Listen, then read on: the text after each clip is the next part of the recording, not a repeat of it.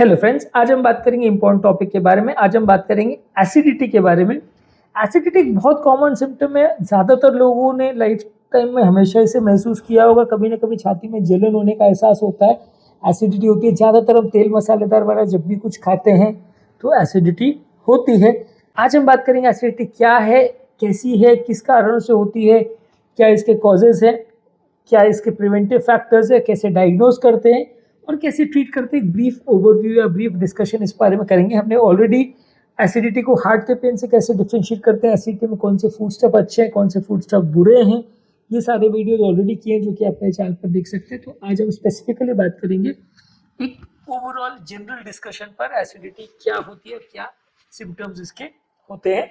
Topic पर जाने से पहले जो लोग हमारे चैनल पर हैं उन्हें रिक्वेस्ट करूंगा कि पहली बार जो आए हैं वो हमारे चैनल को सब्सक्राइब करें। ऐसा करने से चैनल को कंटिन्यू करने के लिए हमें मोटिवेशन और इंस्पिरेशन मिलती है। एसिडिटी बेसिकली छाती में जलन का प्रॉब्लम है, जिसमें छाती में लोगों को जलन का एहसास होता है। जब भी आप कोई लेट रहे हैं या कोई तीखा मसालेदार खाना खा रहे हैं उसके बाद छाती में जलन होती है।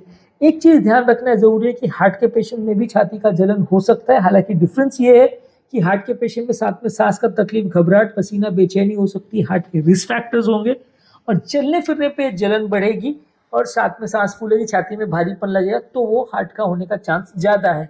अगर बैठे बैठे में किसी को जलन का एहसास हो रहा है तो वैसे पेशेंट में हार्ट का प्रॉब्लम होने का चांस कम है। तो वैसे में आपको उतना सोचने या विचार करने की ज़रूरत नहीं है।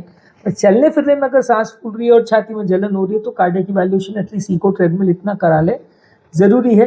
एसिडिटी बेसिकली तब होता है जब हमारे पेट में और हमारे इसोफेगस में और आंतों में एसिड कंटेंट बहुत ज़्यादा बढ़ जाता है। नॉर्मली ये जो गैस्ट्रिक एसिड होता है वो खाने को पचाने के लिए काम आता है, क्योंकि खाने को डाइजेस्ट करने के लिए एक लो पीएच या हाइड्रोजन आयन का कंसंट्रेशन काफ़ी लो लेवल पर है, वैसा वातावरण चाहिए होता है। तो लो पीएच लेवल जब होता है बॉडी में, वो डाइजेस्टिव एंजाइम्स को भी ऐड करने में मदद करता है, खाने की बैक्टीरिया को मारने में मदद करता है, खाना पचाने में मदद करता है। तो नॉर्मली बॉडी इस लेवल को मेंटेन इसलिए करती है ताकि खाना डाइजेस्ट हो जाए। लेकिन जब कभी वो बहुत ज़्यादा एसिड प्रोड्यूस करने लगती है किसी भी कारण की वजह से, तो हमें जलन का एहसास होने लगता है, क्योंकि ये एसिड कंटेंट जो है जिस भी सतह पर जाके टच करता है, चाहे वो पेट की सतह हो चाहे वो आंतों की सतह हो, तो वहाँ पर वो जलन का एहसास करता है, जिसकी वजह से हमें बर्निंग सेंसेशन लगता है। एसिडिटी के कारण क्या है? ज़्यादातर कोई भी पेशेंट अगर बहुत ज़्यादा खाना खाता है और खाना खाने के बाद तुरंत अगर लेट जाता है तो उसको एसिडिटी लगने का चांस ज़्यादा होता है, क्योंकि ज़्यादा खाना खाने के बाद वो एसिड कंटेंट बहुत ज़्यादा बढ़ जाता है, पूरी तरह डाइजेस्ट नहीं हो पाता। तो जब पेट खाली होता है तो वो एक्स्ट्रा एसिड जो है वो मुंह की तरफ आने लगता है ग्रेविटेशनल फोर्स की वजह से, जिसकी वजह से लोगों को रिफ्लक्स का प्रॉब्लम होता है। अगर कोई व्यक्ति का वजन ज़्यादा है, ओवरवेट है, ओबीज है, तो उसे भी एसिडिटी ज़्यादा होगी। जो लोग स्मोकिंग करते हैं उनको भी ज़्यादा एसिडिटी का एहसास होगा। जो लोग अल्कोहल ज़्यादा लेते हैं उनको भी रिफ्लक्स वर्क का प्रॉब्लम ज़्यादा होगा, क्योंकि लोअर इसोफेजियल स्फिंक्टर जहाँ से ये एसिड ऊपर की तरफ वापस नहीं आए उससे कंट्रोल करने वाली जो मसल्स है उसको ये रिलैक्स करता है, तो जिसकी वजह से एसिड वापस मुंह की तरफ आने लगता है। रिफ्लक्स का प्रॉब्लम ज़्यादा होता है। प्रेगनेंसी में भी ये प्रॉब्लम होती है कि प्रेगनेंसी में बच्चे का वेट जब पेट में आता है तो वो स्टमक को एक तरह से पुश करता है, जिसकी वजह से पेट में कुछ भरने के लिए जगह ज़्यादा नहीं बचती, सारा एसिडिक कंटेंट मुंह को जाता है। प्रेगनेंसी में वैसे भी हार्मोन चेंजेस की वजह से थोड़ा एसिडिटी ज़्यादा होगा। कुछ फूड्स और बेवरेजेस जैसे कि सिट्रस फ्रूट्स है, या जैसे कि संतरा, मौसम्बी है, ग्रेप फ्रूट है, टमाटर है, स्पाइसी फूड्स है, चॉकलेट, कॉफ़ी, अल्कोहल, ये सारी चीज़ अगर हम लेते हैं तो इससे हमें एसिडिटी का एहसास ज़्यादा होता है। कुछ मेडिसिन हैं जो हमारे पेट को इरिटेट करती हैं, जलाती है, जैसे कि एस्प्रिन है, आइबुप्रोफेन है, कुछ मसल रिलैक्सेंट्स है, इनकी वजह से भी एसिडिटी होती है। और एक हाइटस हर्निया करके बीमारी होती है, जिसमें कि हमारे जो लोअर इसोफेजियल स्फिंक्टर है, जहाँ इसोफेगस पेट में कनेक्ट होता है, वहाँ एक मसल टिश्यू होता है जो पेट को बंद करके रखता है, ताकि जब पेट चर्न करे फूड को तो वापस एसिड मुंह की तरफ नहीं आए। पर वो मसल अगर रिलैक्स हो जाए, और कई बार क्या होता है कि जब वो पेट का जो लेयर है वो चारों तरफ क्या है, डायफ्राम मसल होती है, तो डायफ्राम मसल को क्रॉस करके वो ऊपर की तरफ अगर आने लग जाए, हर्निएट कर जाए डायफ्राम की जो स्पेस है उसके थ्रू, और लंग्स की कैविटी में आने लग जाए या छाती में आने लग जाए, तो उसे हाइटस हर्निया बोलते हैं। इसकी वजह से ये होता है कि जो मसल है जिस पे डायफ्राम का प्रेशर चारों तरफ से अगर पड़ना था तो वो रिलैक्स हो जाता है, लूज हो जाता है। इसकी वजह से और ज़्यादा एसिडिटी होती है और ज़्यादा एसिड कंटेंट मुंह की तरफ आने लगता है। ज़्यादातर एसिडिटी के सिम्टम्स कॉमन क्या होते हैं? आपका खाना मुंह की तरफ आएगा, एसिड कंटेंट मुंह की तरफ आएगा तो खट्टा खट्टा मुंह में लगेगा, एक एहसास होगा खट्टापन का, बहुत ज़्यादा उल्टी जैसे लगेगा, नौजिया होगा, वॉमिटिंग एक्चुअल में भी हो सकती है, खाना निगलने में दिक्कत होगी, छाती में जलन का एहसास होगा, बार बार बर्निंग सेंसेशन होगी, खांसी होगी और छाती में वीजिंग का सेंसेशन भी हो सकता है। अगर ये एसिड का कंटेंट जो है अगर हमारी श्वास की नली में चला जाए तो वहाँ पे भी कई बार एसिडिटी करने होने की वजह से वो लाइरिंग्स को सूजन कर सकता है, इन्फ्लेमेशन कर सकता है, जिसकी वजह से खांसी हो सकती है। और बहुत ज़्यादा अगर लंग्स में चला जाए तो वीजिंग भी हो सकती है। कई बार बोलने में भी दिक्कत आ सकती है लारिंग्स में इन्फ्लेमेशन होने की वजह से, क्योंकि रिफ्लेक्स की रिलेटेड कॉफ जिनको होता है उनको ये प्रॉब्लम होती है। इसके अलावा बहुत ज़्यादा एसिडिटी होती है, गैस का प्रॉब्लम होता है, बहुत ज़्यादा डकारें आती हैं और बेल्चिंग ब्लोटिंग ज़्यादा होता है, पेट भी बहुत भारी भारी लगता है। तो ये ज़्यादातर इसमें बेल्चिंग के मतलब एसिडिटी के पेशेंट में ये सारे सिम्टम्स होते हैं। इसको हम डायग्नोज कैसे करते हैं? ऑब्वियसली सिम्टम्स के बेसिस पे हम डायग्नोज कर सकते हैं। इसके अलावा एंडोस्कोपी करके देखते हैं, जो कि कैमरा एक ट्यूब में लगा रहता है, उसको हम पेट में डालते हैं तो स्टमक की अंदर की लाइनिंग या इनर लाइनिंग में कोई म्यूकोसा जला तो नहीं है, या एसिडिटी या गैस्ट्राइटिस रिलेटेड उसमें चेंजेस तो नहीं है, वो हम डिटेक्ट कर सकते हैं। Endoscopy single most common tool है जो कि पेट की ज़्यादातर बीमारियों के लिए, पेट की मतलब आंतों के अंदर की यानी इसोफेगस स्टमक उसके अंदर की कोई भी बीमारी को जांचने के लिए यूज़ किया जाता है। पेट के बाहर की सरफेस में कोई बीमारी हो तो वो उससे पता नहीं चलेगा। इसके अलावा एक एम्बुलेटरी पीएच प्रोब टेस्ट करते हैं। इसमें एक मैनोमीटर या एक प्रोब जो है, एक वायरलेस डिवाइस को पेट में डाल दिया जाता है, जिससे कंटिन्यूस वो 24 आवर्स तक हमारी इसोफेगस के जो लोअर एंड है वहां पे कितना एसिड कंटेंट रह रहा है उसको चेक करता है। तो एसिड कंटेंट अगर कम रह रहा है तो इसका मतलब एसिडिटी ज्यादा है।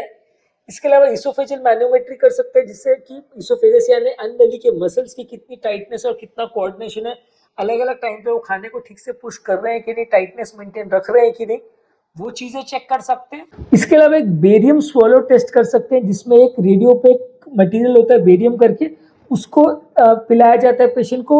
ये जब हम पेशेंट को देते हैं तो वो अन्नलिका और पेट की इनर लेयर्स को कैप्चर कोट कर लेता है, जिसकी वजह से जब हम एक्सरे डालते हैं तो वो उनकी इमेज कैप्चर हो जाती है। उसमें अगर कोई रुकावट वगैरह तो नहीं है या कोई कैंसर वगैरह तो नहीं है, वो पता चल जाता है। पर आजकल बेरियम स्वॉलो कंपेरेटिवली कम करते हैं, एंडोस्कोपी वगैरह पर ही ज़्यादा रिलाई करते हैं, फिर भी सिलेक्टिव केसेस में इसे यूज़ कर सकते हैं।